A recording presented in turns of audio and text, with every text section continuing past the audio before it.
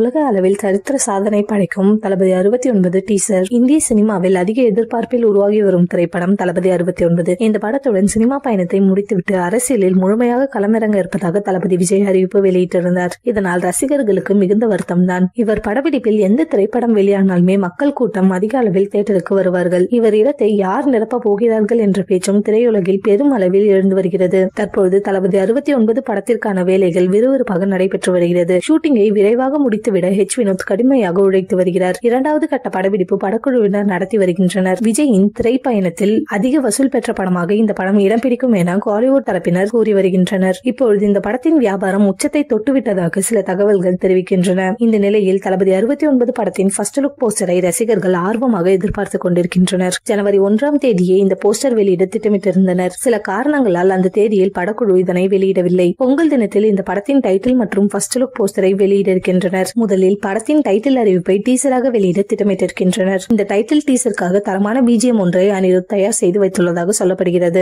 விரைவில் தளபதி 69 படத்தின் டைட்டில் டீசரை படக்குழு அதிகாரப்பூர்வமாக வெளியிடுவார்கள் என தெரிகிறது. இணையத்தில் விஜய் ரசிகர்கள் தான் ஆதிக்கம் அதிகம் செலுத்தி வருகின்றனர். இந்த படத்தின் டைட்டில் டீசர் வெளியான சில நிமிடங்களிலேயே பல சாதனைகளை படைக்கும் என எதிர்பார்க்கப்படுகிறது. இணையம் முழுக்க தளபதி 69 படத்தின் டைட்டில் மற்றும் ஃபர்ஸ்ட் லுக் போஸ்டர்கள் தான் ட்ரெண்டிங்கில் கெத்து காட்டும் என்பதில் சந்தேகமில்லை.